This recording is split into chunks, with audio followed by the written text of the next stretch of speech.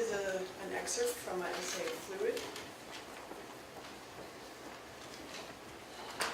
I open my eyes in a dark room.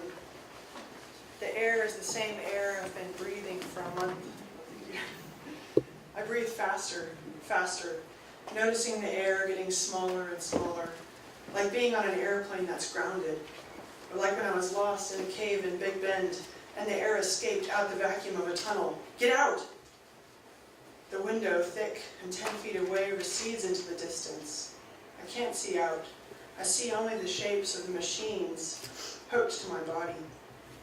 I see my feet in the glass against a dark background, my legs like leaden stumps on my hips. I want to thrash about and hit something, kick the end of the bed, knock over the IV stand, smash the boxes of fluid. The nights are spent peeing and listening to pain, breathing small air and listening to pain, tuning out the frequency of pain and still hearing pain, coming through the thick window pain, coursing through the IV pain, pulsing in my veins pain, swishing around in lung fluid boxes and settling on the floor, a stagnant box of pink lung fluid pain. I ring the nurse button. Yes? Is it time for more meds yet?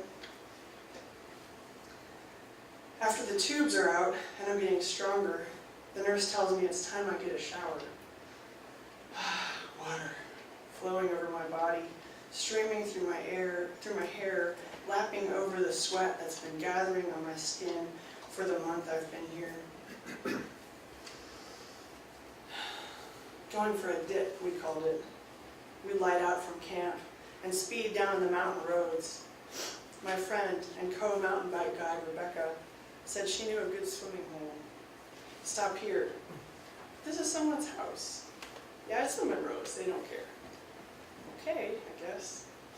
We walk straight through the front door without knocking.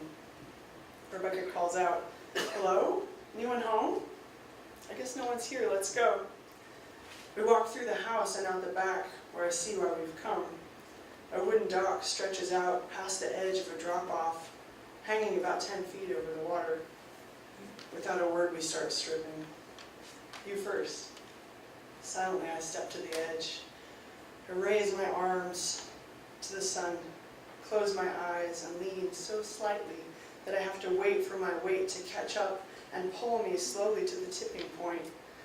My body arches over that point and plummets to a rush of cold river water enclosing my body. I rise to the surface, and water sprinkles my face. The water around me shifts up and back down. Rebecca is there next to me, grinning, face shining with water and sun. We clamber up the ladder, dry in the sunshine, and jump back into our clothes. We walk back in the back door and find the family, the Monroes, putting away groceries in the kitchen with a huge window facing the wooden dock. My right hand touches the chest tube site, as the doctors call it. In my mind, the holes go straight through my body. A nurse prepares me in the bathroom. I stand unsteadily, wobbling on the tile floor. She covers the gauze over my back and tells me I don't need to cover the chest tube site.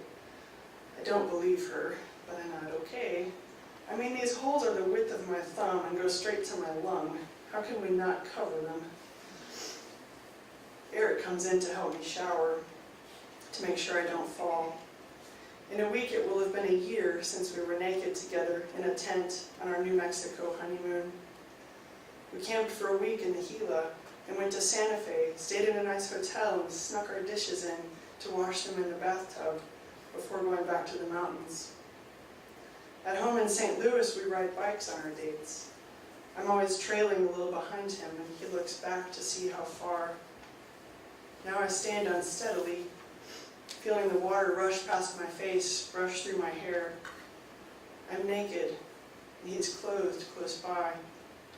The water makes me nervous, tight, drawn in, waiting for pain to touch me as water runs over the holes in my chest.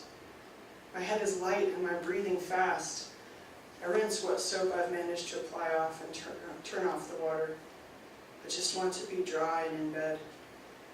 I just want my body not to be porous. Eric hands me a towel and leaves me alone.